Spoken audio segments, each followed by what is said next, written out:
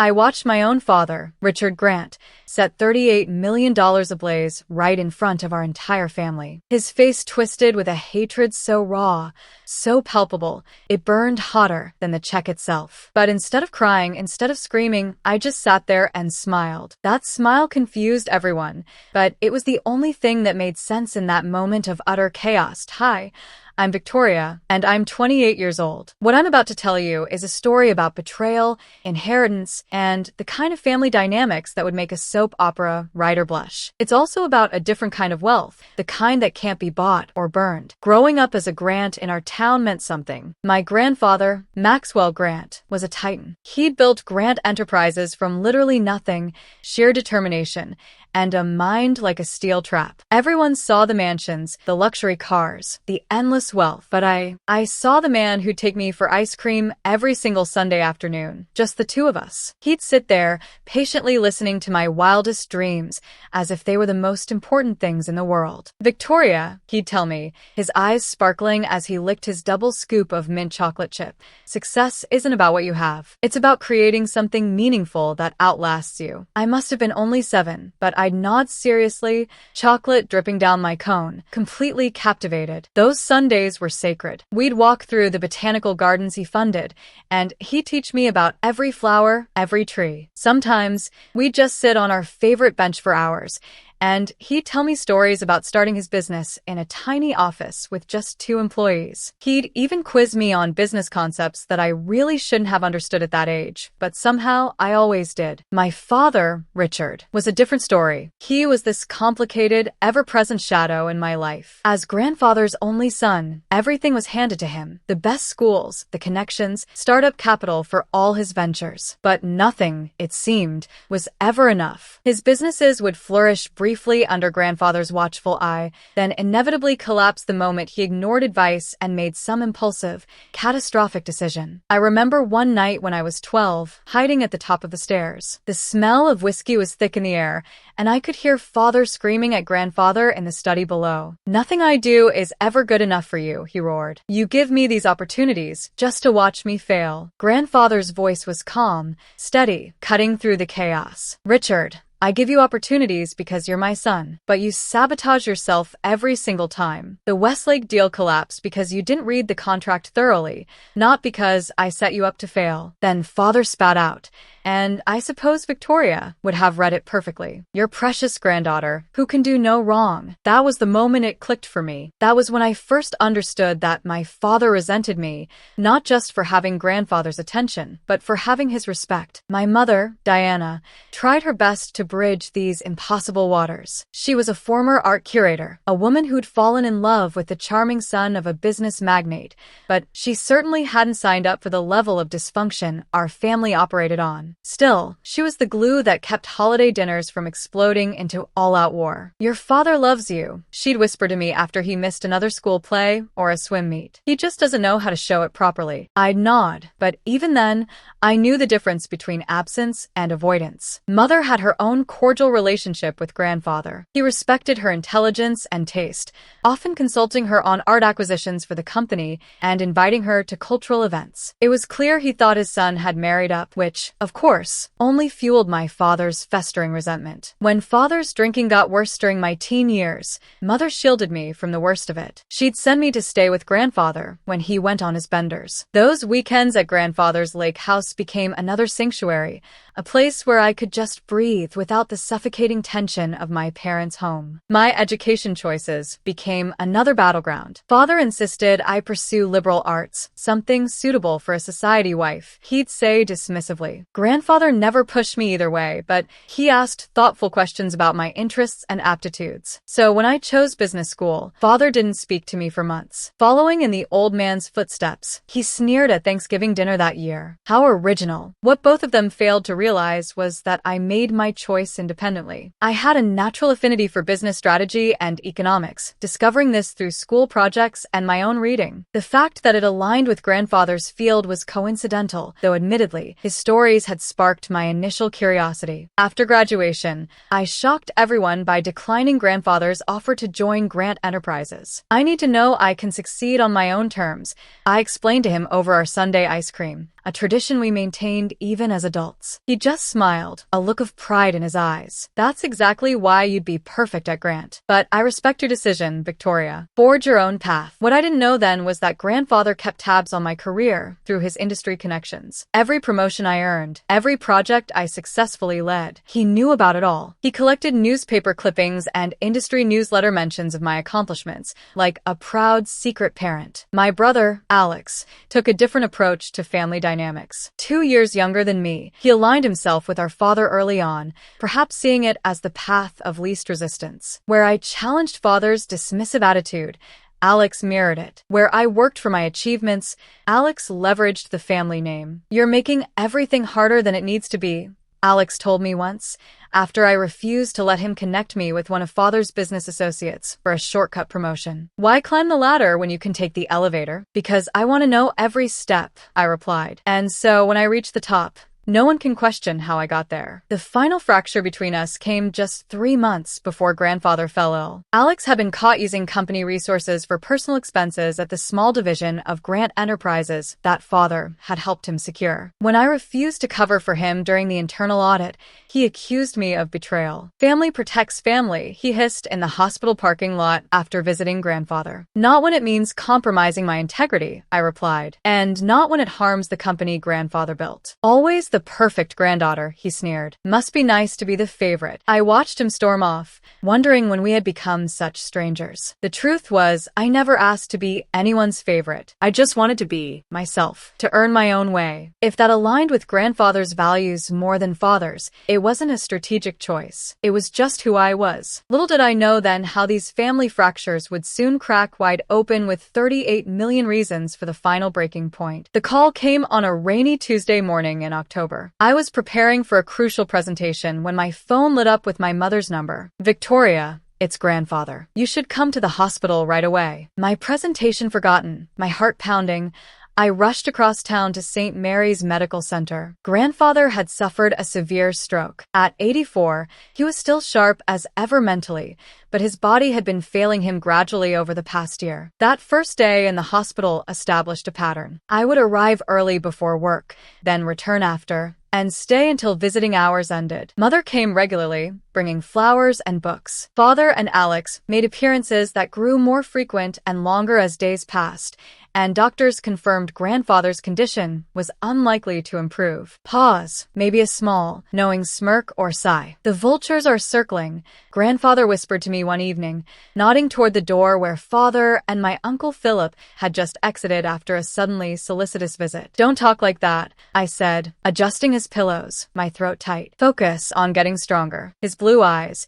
still bright despite his frail body, fixed on mine. "Victoria, I've built an empire by seeing things clearly. Let me see this clearly, too." During those 3 weeks, the hospital room became a revolving door of family members who hadn't visited grandfather in years. Second cousins, distant nieces and nephews, even his sister-in-law Margaret, who had once accused him of cheating her husband in a business deal decades ago. I overheard conversations in the hallway, poorly disguised discussions of after and arrangements and the estate. My father even began bringing paperwork for grandfather to review, claiming they were time-sensitive business matters, though grandfather had officially retired 5 years earlier. "He's trying to secure his position," grandfather told me during one of our private moments. Richard always did panic when he felt uncertain. On a particularly difficult night, when the doctors were concerned about grandfather's dropping oxygen levels, he asked the nurses to give us privacy. Once we were alone, he reached for my hand with surprising strength. "Victoria, I need you to know something. I've always seen everyone clearly. Richard, Alex, all of them. Their motivations, their weaknesses, and yours too." "Meaning?" I asked, my voice barely a whisper. "Your strength, your integrity, how you've never once asked me for anything, even when I would have given you everything." He paused, catching his breath. "I've made 2 plans. Richard will fight the first one. Let him think he's won. Grandfather, I don't understand. Plans for what?" "For setting things right. For making sure my legacy continues the way I intended." He squeezed my hand. "Promise me you'll trust the process, even when it seems like everything's falling apart." I promised, though a shiver of unease ran down my spine. I had no idea what he meant. Later that night, I overheard father and Uncle Philip in the hall. Maxwell's always been traditional about these things, Uncle Philip was saying. The company will go to you as a son. It had better, Father replied. I've put up with his criticism for decades. It's my turn now. The next morning, Grandfather asked to speak with his attorney, Gerald Winters, alone. The meeting lasted nearly 2 hours, and when I returned, Grandfather seemed at peace. It's all settled now, he said with a small smile. Now we can just enjoy the time we have left. For the next few days, that's exactly what we did. I brought photo albums from his house, and we reminisced about family vacations, company milestones, and those countless Sunday ice cream outings. Sometimes he'd drift to sleep mid-conversation, but he always woke with a smile when he saw me still sitting there. On the final night, something felt different. The room was quieter somehow, as if the world outside had already begun to recede. I sat holding his hand, occasionally dabbing his forehead with a cool cloth. Victoria, he said suddenly, his voice clearer than it had been in days. Remember when you were 10 and fell off the dock at the lake house? I nodded, surprised he was thinking of that now. You didn't cry. You were bleeding, scared of the water back then, but you didn't cry. You just got up, let your grandmother bandage your knee, and went right back out there an hour later. I wanted to prove I wasn't afraid, I said, a faint smile on my lips. No, he corrected gently. You wanted to prove to yourself that falling didn't define you. That's rare. His eyes drifted to the window where dawn was just beginning to light the sky. Use that quality in the days ahead. Those were the last coherent words he spoke to me. I was alone with him when he passed peacefully the next morning, just as the sun broke over the horizon. The family's performance at the funeral was exactly as expected. Father, suddenly the grieving son who had allegedly been so close to the deceased. Alex, the grandson who had learned so much from his grandfather. Aunt Judith, dabbing dry eyes with a handkerchief while whispering about the reception catering. I stood apart from them, my grief real and raw. Maxwell Grant hadn't just been my grandfather. He'd been my mentor, my friend, the parent figure who had always believed in me. The only person who seemed to share my genuine sorrow was Gerald Winters, who stood respectfully at the back of the funeral service, his own eyes suspiciously red. Your grandfather was one of a kind, he told me at the reception. They truly don't make them like that anymore. In the days that followed, Father became increasingly anxious about the will reading scheduled for the following Friday. I overheard him on the phone with his financial advisor, making plans for how to restructure certain assets. By this time next week, we'll have everything sorted, he assured Alex over dinner 3 days before the reading. The company's shares alone are worth more than $200 million. We'll need to consolidate immediately. Mother caught my eye across the table, her expression unreadable. Later, she came to my room as I was preparing to leave. Victoria, whatever happens on Friday, remember that money changes people and sometimes reveals who they truly were all along. I nodded, thinking she was warning me about Father and Alex. Only later would I realize she might have been warning me about myself as well. The night before the reading, I couldn't sleep. I sat on my balcony, looking at the stars, thinking about all those lessons Grandfather had taught me about value, about worth, about what really matters in the end. It's not about the money, I whispered to the night sky. It was never about the money. With that thought, I finally found peace, enough to sleep, completely unaware of the storm that awaited us all the next morning. Grandfather's study had always been an impressive room with its floor-to-ceiling bookshelves, rich leather furniture, and the massive oak desk where he'd built his empire one contract at a time. Now, with 14 family members crammed into it, the space felt smaller, almost claustrophobic. Father, with characteristic arrogance, positioned himself in Grandfather's chair, a presumptuous move that drew a subtle frown from Gerald Winters. Mother sat beside him, elegant in simple black, her face a practiced neutral. Alex slouched against the bookcase, attempting casual disinterest, but betrayed by his constantly checking his watch. Aunt Judith and Uncle Philip sat stiffly on the leather sofa, while cousins Rachel, Thomas, and Stephanie perched awkwardly on chairs brought in from the dining room. Grandfather's sister, Florence, now 86, occupied the room's only armchair, her nurse standing vigilantly behind her. I chose a spot by the window, slightly removed from the others. The morning sun warmed my back as Gerald arranged his documents on the desk, gently asking Father to vacate the chair so he could conduct the proceedings properly. Before we begin, Gerald said once everyone had settled, his voice calm and authoritative, I want to clarify that Maxwell was of completely sound mind when he made these arrangements, with 2 independent physicians confirming his his cognitive clarity. These documents have been properly executed according to state law,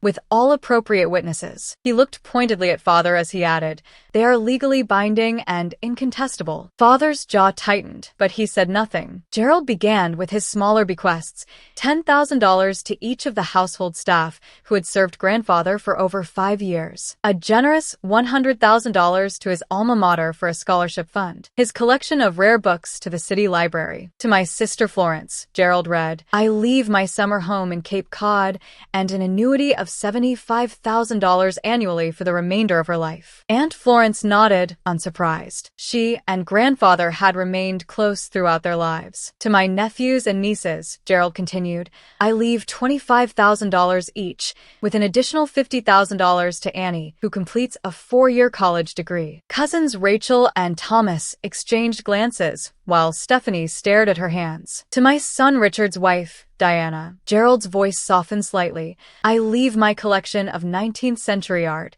which she has always appreciated more deeply than anyone else in the family, along with $500,000 to be used at her discretion." Mother's composure slipped momentarily, her eyes widening before she quickly regained control. Father's hand moved to rest possessively on her knee. To my grandson Alexander, Gerald continued, "I leave $1 million to be held in trust until his 35th birthday, with quarterly distributions of interest only until that time. Additionally, I leave him my vintage car collection, with the stipulation that none of the vehicles may be sold for a period of 10 years. Alex straightened up, his expression a mix of satisfaction and calculation. $1 million was substantial, but clearly less than he'd expected. Gerald paused, taking a sip of water before continuing. The room had grown tense, everyone acutely aware that the major assets, the company's shares, the primary estate, and the bulk of liquid assets, remained unaddressed. Regarding Grant Enterprises, Gerald said, causing Father to lean forward eagerly, "The company which I built from nothing, and which has been my life's work." Father was practically hovering above his seat. "Now, I have determined that 51% of voting shares will be placed in a trust with specific directives for company management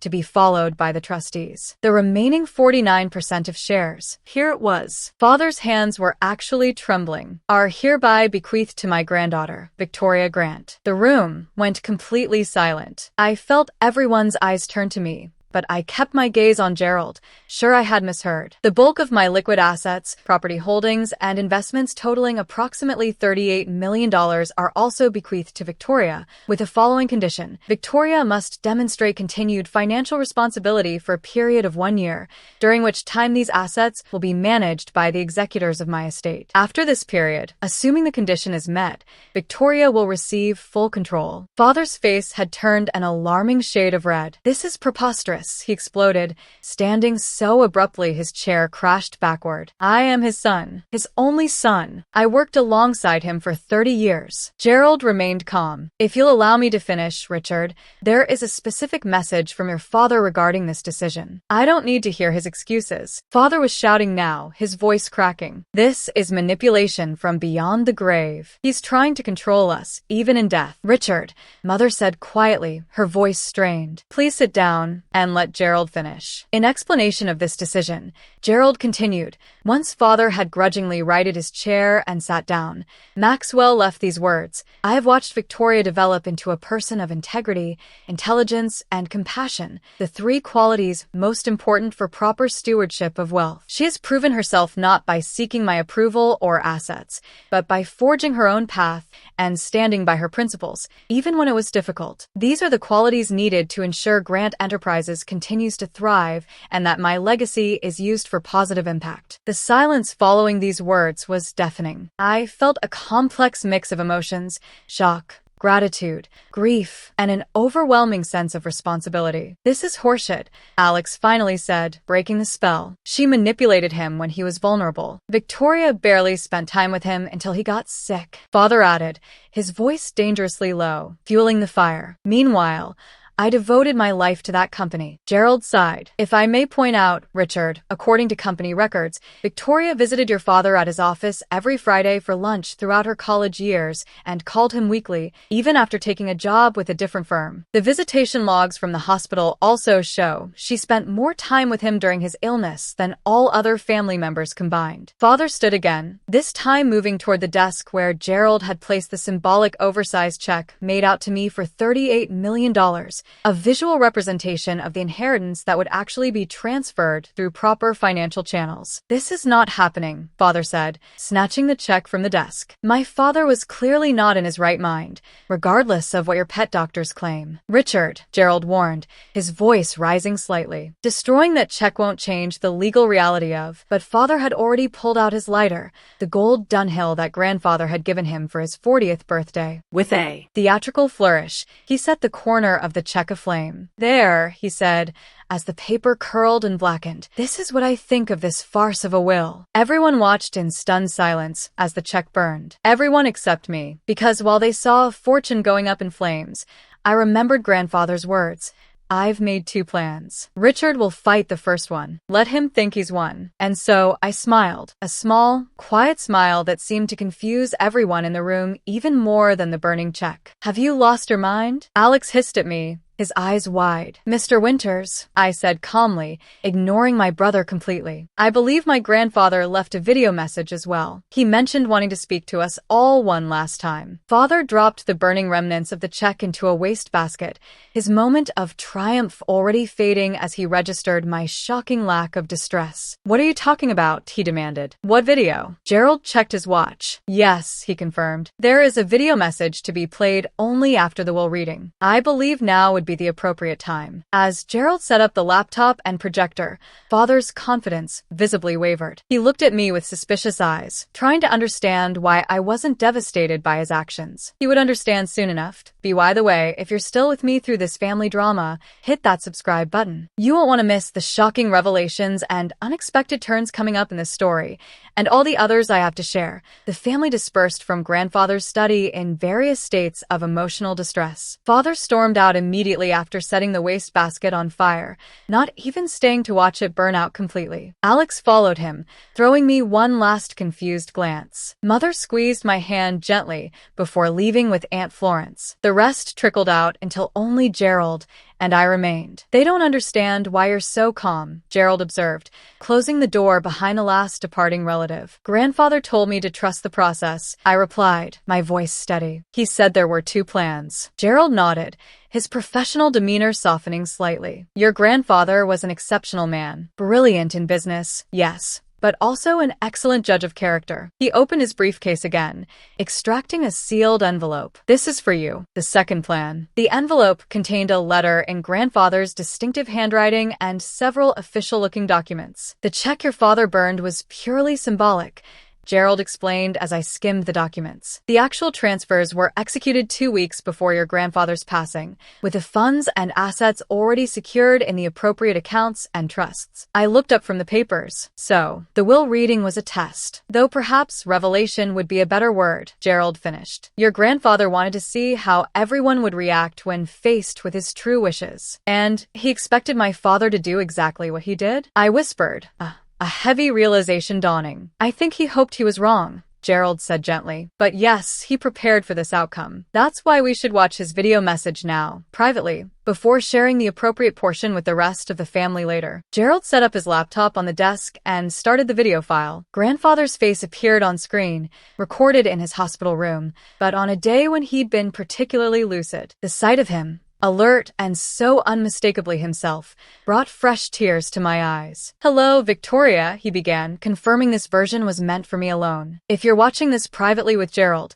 then Richard has reacted exactly as I feared he would. He sighed deeply. A father never stops hoping his children will rise to their better nature, but I've had to accept that Richard is driven by insecurity and entitlement, rather than principle. Grandfather shifted slightly in his hospital bed, his eyes intensely focused on the camera. The inheritance I've left you is already secured. The documents Gerald has provided detail everything, the accounts, the properties, and your shares in Grand Enterprises. Richard can contest the will all he wants, but he cannot touch what's already been legally transferred. He smiled then, a smile I recognized from countless Sunday conversations. I didn't build my company by being outmaneuvered, not even by my own son. Your father will be angry, grandfather continued. He may try to turn family against you. Stand firm. The trustees I've appointed to manage the company's operations for the next year are loyal to my vision, not to Richard's ambitions. Use this time to learn everything about the business if you choose to be involved, though I've structured things so that your financial security is guaranteed regardless. His expression softened. Victoria,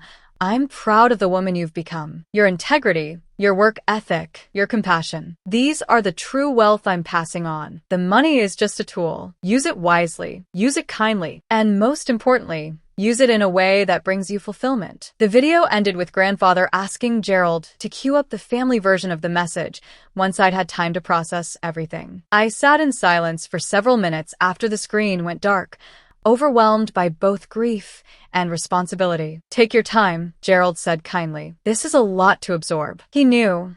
I finally said, my voice hoarse. He knew exactly how everyone would behave. Maxwell had few illusions about people by the end, Gerald agreed. He'd seen too much in his 84 years. I looked down at the documents again. So, what happens now? Now you have decisions to make, but not immediately. The 1-year management period gives you time to consider your options. Gerald handed me a business card. This is Elaine Hodes, the financial advisor Maxwell selected to help you navigate this transition. She's expecting your call. And what about my father? When will he learn about the second plan? That's partly up to you, Gerald said. The family version of the video explains that the assets have already been transferred, but it doesn't go into detail about the arrangements. You can choose to be transparent about everything now, or you can take some time to secure your position first. I thought about father's expression as he burned the check, the triumph in his eyes, the years of dismissal and resentment, the relief he'd felt thinking he'd blocked my inheritance. I'll take some time, I decided. Let him think he's won for now. Gerald nodded approvingly. Your grandfather thought you might say that, he said. You understand that sometimes the best business move is patience. After Gerald left,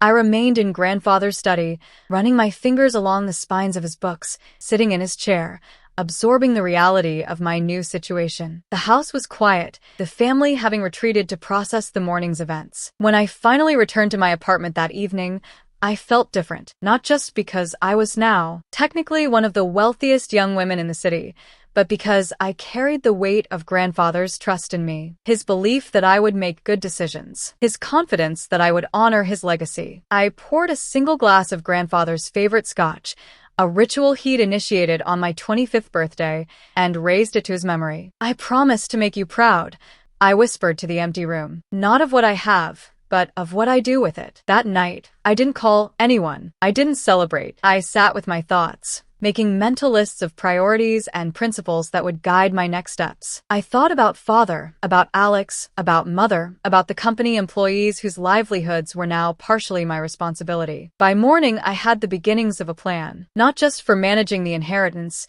but for handling the family fallout that was surely coming. Grandfather had given me more than wealth. He'd given me time, security, and the confidence of his belief in me. Now, I needed to prove that his faith was justified. The week following the will reading unfolded exactly as I'd anticipated. Father avoided me completely, not even acknowledging my presence when we passed in the hallway of the family home where I'd come to collect some personal items. Alex alternated between cold silence and cutting remarks about undeserved handouts. Mother alone maintained normalcy, though strain showed around her eyes. He's meeting with lawyers, she confided during a quick lunch on Wednesday. 3 different firms so far. He's convinced he can overturn the will. Is that what you want? I asked her directly. She stirred her tea thoughtfully. What I want is for this family to heal, but I don't think that's possible until certain truths are faced. She met my eyes. Your father has been living in your grandfather's shadow his entire life. Now he'll have to live in yours, too. That won't be easy for him. I nodded, understanding her meaning. Father's pride had always been his weakness,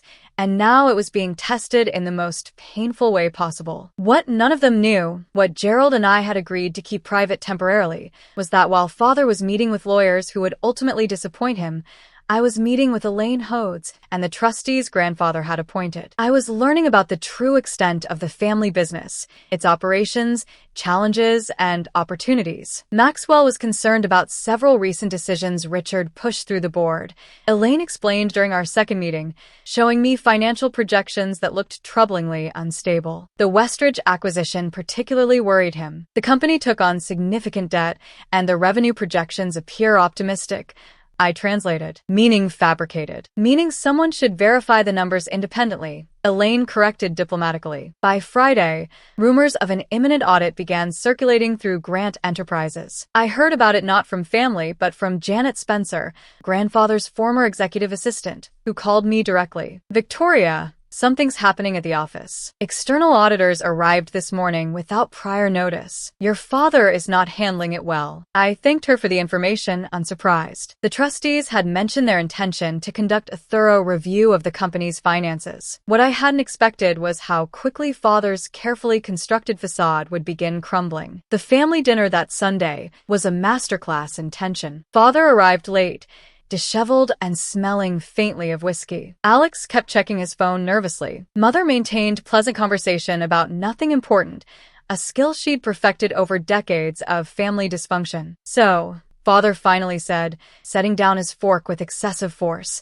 I suppose you've heard about the audit. I met his gaze steadily. I've heard rumors. Rumors? He repeated, his laugh bitter. Is that what we're calling it? When the trustees your grandfather appointed start tearing apart everything I've built. Did you build it, though? The words left my mouth before I could reconsider. Years of suppressed frustration finally finding voice. Or did grandfather build it? And you just took credit? Alex inhaled sharply. Mother closed her eyes briefly. You know nothing about business. Father spat, his face reddening. Nothing about what it takes to run a company of that size. You've been playing at a career with your entry-level position while I've kept Grant Enterprises profitable for decades. Have you? I asked quietly, because the preliminary audit doesn't suggest that's true. His face paled. What do you know about the audit results? I said nothing, letting his imagination fill the silence. This is your doing, he accused. Somehow you've orchestrated this whole thing, turned the trustees against me. Richard.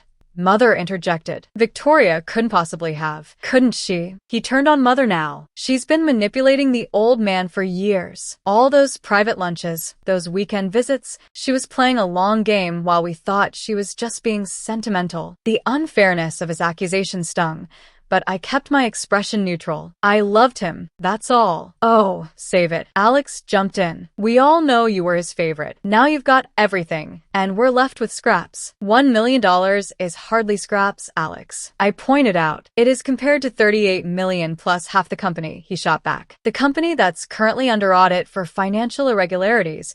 I reminded him. Maybe you should be grateful your trust is separate from the corporate assets. Father's expression changed then, calculation replacing anger. You know, he said slowly, this audit could damage the company's reputation. Stock prices could fall. Your inheritance might not be worth as much as you think. Is that a threat? I asked. It's a reality, he replied. Unless someone steps in to manage the situation. Someone with experience handling corporate crisis. And there it was. The pivot to self-interest I'd been expecting. Father wasn't concerned about the company or its employees. He was concerned about leveraging whatever influence he still had. The audit will proceed, I said firmly. Grandfather wanted transparency, and so do I. Then you're a fool. Father snapped. This company operates in the real world, not in some idealistic fantasy where everything is above board. There are arrangements, understandings, ways of doing business that won't look good under a microscope. I leaned forward. Are you admitting to improper business practices, Father? He realized his mistake immediately. Don't twist my words. I'm talking about the normal complexities of running a global enterprise,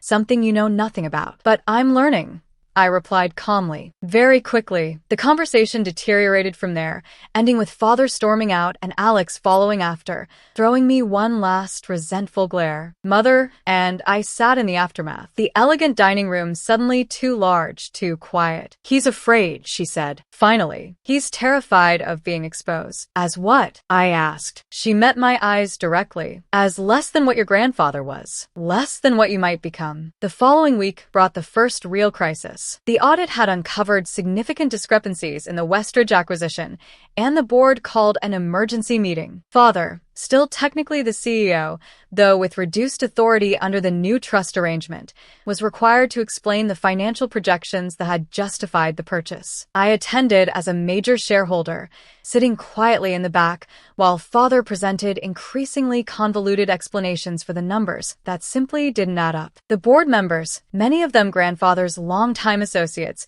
exchanged concerned glances. "Mr. Grant," said Howard Sullivan, the audit committee chair, "these revenue projections exceed industry standards by nearly 40%. What data supports this level of optimism?" Father shuffled through his papers. The proprietary technology Westridge was developing promised significant market advantages. The technology that third-party evaluators have now deemed commercially unviable, Howard pressed. The meeting continued in this vein for hours, with father's explanations growing thinner and more defensive. By the end, it was clear to everyone present that the acquisition had been a serious misstep, possibly driven by factors beyond sound business judgment. As we were leaving, Alex approached me in the parking garage, his expression different than I'd seen recently. Less hostile, more concerned. "That was bad in there," he said, glancing around to ensure we were alone. "Yes, it was," I agreed. "Did you know? Before today, I studied my brother's face, trying to gauge his sincerity. I knew there were problems. I didn't know the extent." He nodded, running a hand through his hair in a gesture reminiscent of grandfather. "Dad's been drinking more, a lot more, since before grandfather died, actually." "I'm not surprised," I said. "He made some bad calls." Alex admitted, "The Westridge deal. He pushed it through because the owner is his golf buddy. The guy was desperate to sell, and Dad wanted to help him out. That's not how business decisions should be made," I said. "I know that," Alex replied, surprising me. "I always knew that. It was easier to go along." We stood in awkward silence for a moment. "Victoria, I know we haven't been close, especially lately, but I'm worried about what happens next. If the full audit results become public, the company could suffer." I finished for him. "I know, not just the company. Dad could face serious consequences. Some of these decisions border on, well, broad." The word hung between us, heavy with implication. "What are you asking me to do, Alex?" I said finally. "I don't know," he admitted. "I just thought maybe you and I could talk without the shouting and accusations. Figure out a way forward that doesn't destroy everything." I considered his offer, searching for manipulation,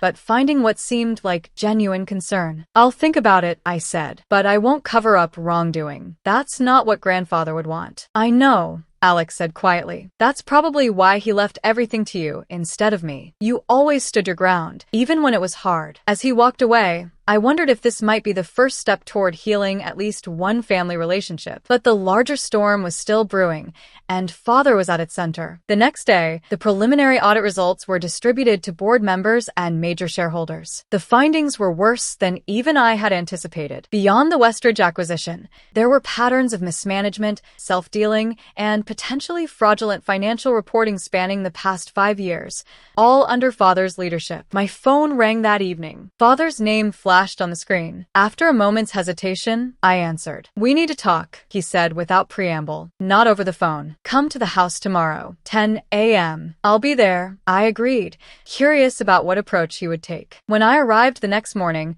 I was surprised to find not just father, but mother and Alex as well, seated in the living room like an intervention. Father looked haggard, his usual polished appearance giving way to someone older, more vulnerable than I'd ever seen him. "The audit report is damning," he began without preamble. "If these findings go public, Grant Enterprises stock will plummet. Contracts will be lost. There could be regulatory investigations." I nodded, waiting. "You have the power to stop this," he continued. "As the primary shareholder, you can direct the trustees to handle this internally." Quietly. "Why would I do that?" I asked. "Because despite everything, we're family," mother said softly. "And because there are 5,000 employees who don't deserve to suffer for mistakes they didn't make." It was a good point, one I'd been considering myself. The employees were innocent parties in this situation. "What about accountability?" I asked, looking directly at father. "The audit shows years of mismanagement that can't simply be ignored." "I'm not saying there shouldn't be changes," father Father replied, surprising me. I'm saying those changes don't have to come with public humiliation and potential criminal charges. What kind of changes are you suggesting? I pressed. Father took a deep breath, clearly struggling with what he was about to say. I would step down as CEO, transition to an advisory role with no direct authority over financial decisions. Alex leaned forward. I've been talking with Dad about this. We could bring in an interim CEO from outside, someone with a strong reputation for corporate governance. Show shareholders and partners that we're serious about reform. I looked between them, sensing there was more. And we would need capital to address the Westridge situation, Father admitted. The company is over-leveraged because of that acquisition. We need to either invest more to make the technology viable or write it off as a loss and restructure the debt. So, you need my money to fix your mistake, I clarified. I need your help to save the company our grandfather built, Father countered, his voice rising slightly before he visibly reined himself in. Victoria, I know we've had our differences. I know I haven't always been the father you deserved, but this isn't about me or you or even Maxwell anymore. It's about preserving what he created. I studied him, looking for the manipulation, the angle, but all I saw was a tired man finally confronting his failures. I'll consider it, I said finally, but I want full transparency going forward. No more secrets. No more questionable deals. Agreed, Father said immediately. And I want a seat on the executive committee, I added. Not just the board. I want to be involved in major decisions. Father hesitated, but Alex nodded. That makes sense. You've got the most at stake now. I'll review the full audit report and consult with the financial advisors grandfather appointed, I said, standing to indicate the conversation was over. I'll let you know my decision within the week. As I turned to leave, Father called after me. Victoria, thank you for listening. I paused at the door. I haven't agreed to anything yet. I know, he said, a faint, almost bewildered smile on his face. But you could have refused to even discuss it. You're more like him than I ever was. It wasn't quite an apology, but coming from Richard Grant, it was perhaps the closest thing to an admission of respect I'd ever receive. As I drove away, I realized the power dynamics in our family had shifted irrevocably. For the first time, Father was coming to me for help, rather than the other way around. The question now was, what would I do with that power? After a week of intensive meetings with financial advisors, trustees, and corporate governance experts, I made my decision. The approach would not be what Father expected, not a quiet cleanup operation that preserved his dignity while solving the problems he created. Instead, I formulated a strategic intervention that would address the company's issues while establishing a new order. I called an official board meeting, ensuring all members would be present. Father arrived looking more composed than he had recently, clearly expecting that I'd agreed to his proposal. Alex sat beside him, nervously adjusting his tie. When my turn came to speak, I stood and addressed the room with a confidence that felt both natural and strange, as if grandfather's spirit had somehow merged with mine. After careful consideration of the audit findings and consultation with financial experts, I'm prepared to make a significant capital investment to address the issues identified, I began. Father's expression relaxed slightly. However, I continued, my voice steady. This investment comes with conditions. First, I will be purchasing additional shares from the company treasury at a favorable rate, increasing my ownership stake to 65%. Murmurs circulated around the table. Father's relaxed expression vanished. Second, I propose a complete restructuring of executive leadership. Richard Grant will transition to a non-executive advisory role with no operational authority or signatory powers. Now, wait just a minute, Father began, his voice rising, but Howard Sullivan cut him off. Let Miss Grant finish her proposal, Richard. The board needs to hear the full plan. I nodded gratefully to Howard. An interim CEO will be appointed from outside the company. I've already identified several candidates with strong turnaround experience. Additionally, a new CFO will be brought in to implement proper financial controls and reporting structures. I laid out the rest of my plan methodically. The timeline for addressing the Westridge debacle, the communication strategy for shareholders and partners, the governance reforms to prevent similar issues in the future. Throughout my presentation, Father's face cycled through shock, anger, and finally a grudging recognition. When I finished, the board chair called for discussion. Several members expressed support immediately, clearly relieved that someone was taking decisive action. Others raised questions about specific elements, which I addressed with a thoroughness grandfather had always valued. Finally, Father spoke. This plan effectively removes me from the company I've led for 15 years. The company you've mismanaged for at least 5 of those years, I corrected gently. This isn't punitive, Father. It's necessary for Grant Enterprises to survive and thrive. And if I oppose this plan, he challenged, then I withdraw my offer of investment. I replied calmly. The audit findings become public. The regulatory authorities receive our full cooperation, and the company faces the consequences, whatever they may be. The room fell silent as everyone absorbed the implications. You're holding the company hostage, Father said, his voice low. I'm offering it salvation, I countered, with conditions that protect it from further harm. Alex, who had remained silent until now, finally spoke. Dad, she's right. This is the best option we have. Father's head snapped toward him, betrayal evident in his expression. I've seen the numbers, Alex continued. We can't fix this ourselves. And Victoria's plan keeps the family in control. Just different members of the family. The vote, when it came, was decisive. The board approved my proposal nearly unanimously, with Father casting the lone dissenting vote. As the meeting adjourned, he stormed out without speaking to anyone. Alex lingered, approaching me hesitantly. That was impressive, he said. Grandfather would have been proud. Thank you, I replied, still processing the enormity of what had just happened. He won't forgive you easily, Alex warned, nodding toward the door Father had just exited through. This will feel like the ultimate betrayal to him. I know, I said, but it was the right thing for the company, for Grandfather's legacy, and for Father, too, though he can't see that yet. Alex added, this way, there's no public disgrace, no legal consequences. He should be thanking you. I smiled wryly. I won't hold my breath for that. The following weeks were a whirlwind of activity. I worked closely with the trustees to implement the restructuring plan,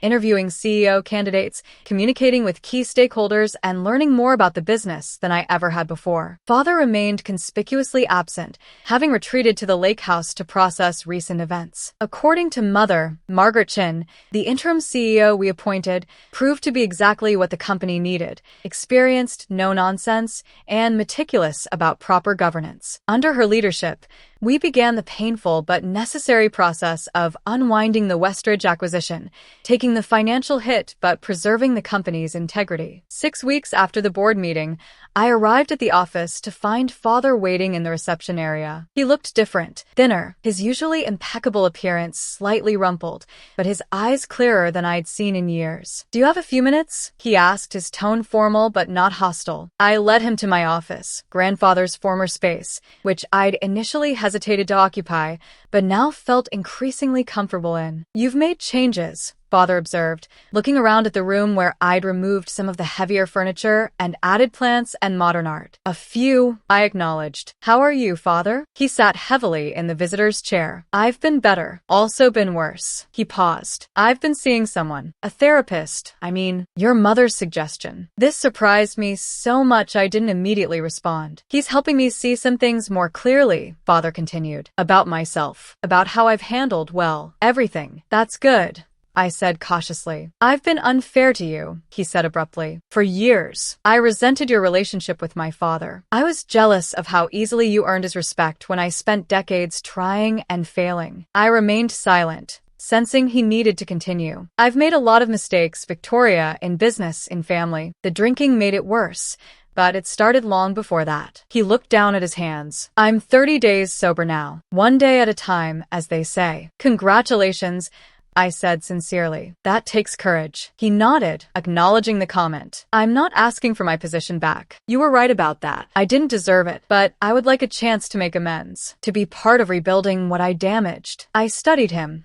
looking for the manipulation I'd grown so accustomed to detecting in his words. But his eyes held a new quality, a humility I'd never seen before. What did you have in mind? I asked. I know the Jensen account better than anyone, he said. They've been with us for 20 years. Margaret mentioned they're hesitant about continuing the relationship given the restructuring. I could help smooth that transition. It was a small offer, but a substantive one. The Jensen account was significant, and Father did indeed have the longest relationship with them.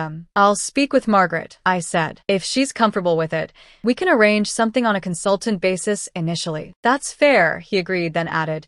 More than fair, actually. As he rose to leave, he paused at the door. Your grandfather would be proud, Victoria. Not just of what you've done with the company, but how you've done it with integrity." The words touched me more deeply than I'd expected. "Thank you, Father." After he left, I sat quietly, absorbing what had just happened. It wasn't forgiveness. Not yet. There was too much history, too many wounds still healing. But it was a beginning. That same week, the business press got wind of our restructuring story. The Wall Street Journal ran a feature titled, "Grant Enterprises, A Family Dynasty's New Chapter," which painted a surprisingly sympathetic picture of our situation. Sources close to the company describe a thoughtful transition of power from the second to the third generation, the article read. While rumors of financial irregularities prompted the changes, industry analysts praised the transparent and decisive approach taken by Victoria Grant, granddaughter of founder Maxwell Grant. The media attention brought unexpected benefits. Other young executives reached out to share similar experiences of family business challenges. Business schools requested case studies. I even received an invitation to speak at a corporate governance conference. Through it all,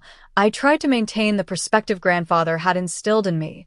That business was about more than profit. It was about creating value, providing livelihoods, and leaving a positive mark on the world. In my most private moments, I sometimes wondered if my actions had been driven partly by a desire for revenge, to show Father and Alex that I was capable of everything they thought I wasn't. But as the months passed and the company stabilized under new leadership, those thoughts receded. This wasn't about revenge. It was about responsibility. To the company, to its employees, to grandfather's legacy, and ultimately, to myself. 3 months after taking control, I invited Mother to lunch at her favorite restaurant. She arrived looking more relaxed than I'd seen her in years. "The separation is working well for both of us," she said when I asked about Father. "He's focusing on his recovery, and I'm rediscovering parts of myself that got lost in all the drama. I'm sorry if my actions made things harder between you," I offered. She shook her head firmly. "Victoria, you did what needed to be done. Richard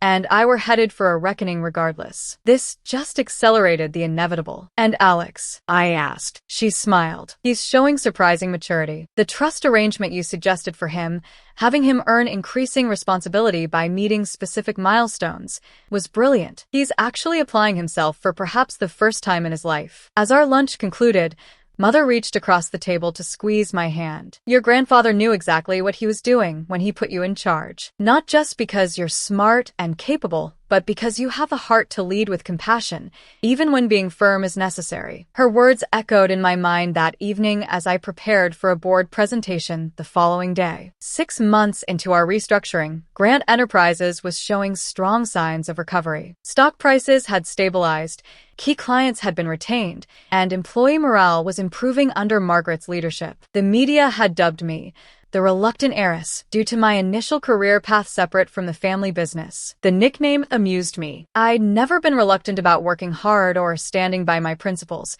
but I had been reluctant to claim the power that came with wealth and position, unsure if I deserved it or could wield it responsibly. Now, reviewing the quarterly reports that showed our company turning a corner, I felt a quiet confidence. Not the brash certainty Father had always projected, nor the entitled expectation Alex had demonstrated, but something more grounded. The knowledge that I was where I needed to be, doing what I was meant to do. Grandfather had seen this potential in me long before I recognized it in myself. His gift hadn't just been financial wealth. It had been the opportunity to discover my own capacity for leadership, for difficult decisions, and ultimately for creating positive change. That night, I drafted an email to Father, inviting him to coffee the following week. Not at the office, but at the small cafe where Grandfather and I used to stop after our Sunday ice cream ritual. It was time for a new conversation, not about the past, but about the future we might build together, differently than before. As I pressed send, I remembered that moment in the study when Father burned the check, and I simply smiled. It hadn't been about knowing there was a backup plan. It had been about recognizing that true wealth wasn't in that paper he'd reduced to ashes. It was in the lessons, the values, and the strength Grandfather had helped me develop over a lifetime. Some inheritances can't be burned, no matter how hot the flame. 1 year after the will reading that changed everything, I stood in the refurbished executive floor of Grant Enterprises, looking out over the city skyline. The company had not only survived, but was thriving under the new leadership structure. Margaret Chin had accepted the permanent CEO position after her successful interim period, with me serving as executive chairperson of the board. The transformation went beyond financial metrics. We'd implemented grandfather's long-desired sustainability initiatives, improved employee benefits, and established a foundation to support education in underserved communities. The corporate culture had shifted from the fear-based environment father had created to one of innovation, collaboration, and integrity. Miss Grant, my assistant Sophia's voice interrupted my reflections. The quarterly leadership meeting is about to start. I nodded, gathering my notes. These quarterly meetings had been my innovation, bringing together department heads from all levels to ensure communication flowed freely throughout the organization. Today's meeting would include a familiar but still surprising face. My father. Richard Grant's rehabilitation, both personal and professional, had been a slow, imperfect process. After 9 months of sobriety and consistent therapy, he'd accepted a limited role focusing on client relationships where his decades of experience proved valuable without giving him financial authority. Our relationship remained complicated, but we'd established a careful professional respect that occasionally hinted at the possibility of personal healing. As I entered the conference room, I nodded to Father, who sat midway down the table rather than at its head, as he once would have insisted. He returned the acknowledgement with a small but genuine smile. The meeting proceeded efficiently, with updates from each division and thoughtful discussion of upcoming challenges. When Father spoke about the expansion of the Jensen account, he did so with professionalism and deference to the process, a stark contrast to his former imperious style. Afterward, as people filtered out, he approached me cautiously. That went well, he offered. The European expansion plan is solid. Margaret and the team did excellent work on it. I agreed. An awkward silence stretched between us before he spoke again. Victoria, I wanted to let you know I'll be attending the memorial service tomorrow, if that's all right with you. Tomorrow marked the 1-year anniversary of grandfather's passing. I'd arranged a private service at the botanical gardens he'd loved, followed by the dedication of a new business scholarship in his name. Of course, I said. Mother mentioned you might come. He nodded, hesitating before adding, I've been thinking a lot about him lately, about what he tried to teach me that I was too stubborn to learn. He met my eyes directly. I'm trying to learn those lessons now. Better late than never, I suppose. I think he would appreciate that, I replied carefully. Father seemed about to say more, then simply nodded again and departed, leaving me with mixed emotions. His transformation appeared genuine, but years of manipulation had taught me caution. Still, grandfather had always believed in second chances, cautiously given and carefully monitored. That evening, I met Alex for dinner at a quiet restaurant downtown. Our relationship had undergone perhaps the most surprising evolution. Initially bitter about what he perceived as favoritism, he'd eventually recognized the opportunity in the structured trust grandfather had established for him. The vintage car restoration business is taking off, he reported enthusiastically over appetizers. Turns out all those hours grandfather spent teaching me about those old engines actually stuck. He'd be thrilled you're putting that knowledge to use, I said sincerely. Alex's transformation had begun shortly after Father's ousting, when he'd finally recognized the toxic patterns he'd been emulating. Free from Father's immediate influence,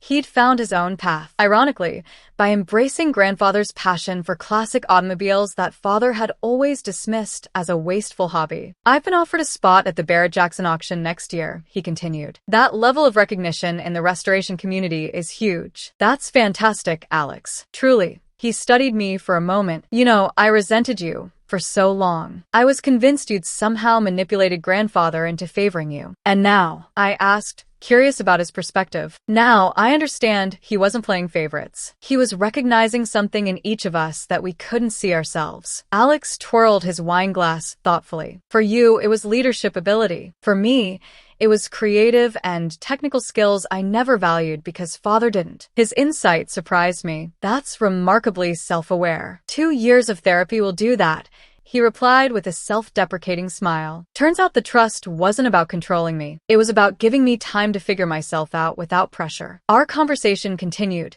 touching on Mother's flourishing return to the art world as a curator, Father's ongoing recovery, and the upcoming memorial service. For the first time in my memory, we spoke as equals, without competition or resentment shadowing our interaction. Walking home that night, I reflected on how much had changed. The family that had fractured so dramatically a year ago was reconfiguring itself into something new. Not perfect, but perhaps healthier than it had ever been. The memorial service the next day was everything grandfather would have wanted, dignified, but not somber, focused on continuation rather than ending. We gathered in the rose garden where he and I had spent countless Sunday afternoons, the October air crisp and clear. When it came time for me to speak, I looked out at the assembled faces, family, employees, business associates, and friends. Maxwell Grant understood that true legacy isn't measured in dollars. I began. It's measured in impact. On people, on communities, on the future. He built a successful business, yes, but more importantly,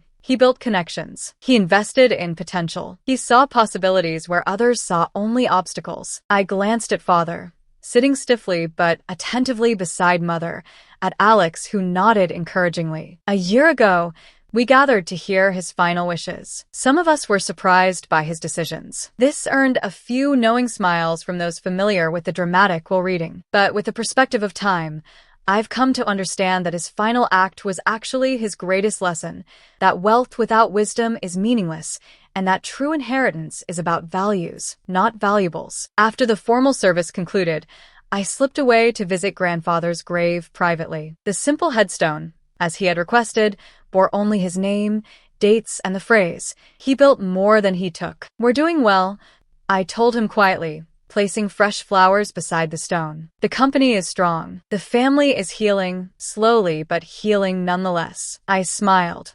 imagining his pleased nod. "I think you knew this would happen, that your decisions would force us all to grow in ways we'd resisted." A gentle breeze rustled the nearby trees, and I took it as his response. Back at my apartment that evening, I reviewed the notes for tomorrow's foundation board meeting. The Maxwell Grant Foundation had become my personal passion, using a portion of my inheritance to fund educational opportunities for students who, like grandfather himself, came from humble beginnings, but showed exceptional promise. My phone buzzed with a text from Elaine Hodes. "First year review complete. All conditions met. Full control transfers to you tomorrow per the terms. Congratulations." The message marked the official end of the one-year supervision period grandfather had established. While the trustees had gradually given me increasing autonomy, as I demonstrated capability, tomorrow would finalize the process. The responsibility was sobering, but no longer intimidating. I poured a small glass of grandfather's favorite scotch,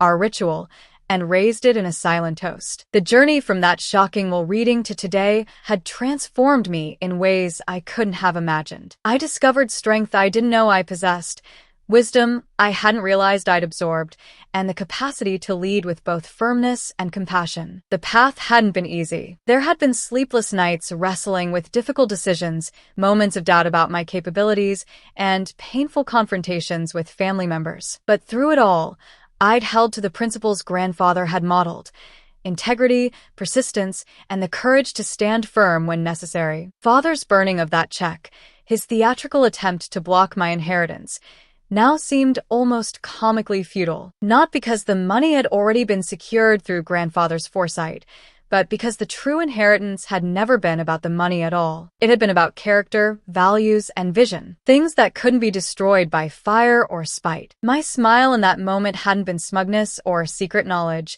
though that's what everyone assumed. It had been recognition, sudden and profound, that grandfather had prepared me for exactly this test. That in trying to hurt me, Father had actually revealed precisely why grandfather had chosen me as his successor. The following morning, I woke early and went for a run along the river path grandfather and I had often walked. The city was just coming alive, the sunrise painting the buildings in gold and promise. At our bench, I stopped to catch my breath and watched the water flow past, constant, yet ever-changing, like the business he'd built and entrusted to my care. Life would continue bringing challenges. I knew the business world was unpredictable. Family healing was rarely linear, and personal growth never truly ended. But I faced these prospects with a quiet confidence that had been hard-won through this year of transformation. The wealth grandfather had left me provided security and opportunity, but his greatest gift had been believing in me before I fully believed in myself. By seeing my potential potential and creating circumstances that forced me to rise to challenges. He'd given me something far more valuable than money. He'd given me the chance to discover my own strength. As I left the park and headed home to prepare for the day ahead, I thought about that moment in the study one last time. The shocked faces, the burning check, my unexpected smile. In the flames of Father's anger, I hadn't seen destruction. I'd seen illumination. The fire hadn't consumed my inheritance. It had revealed its true nature. Some lessons can only be learned through fire. Some strength can only be discovered through challenge. And some smiles aren't about what's been gained, but about what can never be taken away.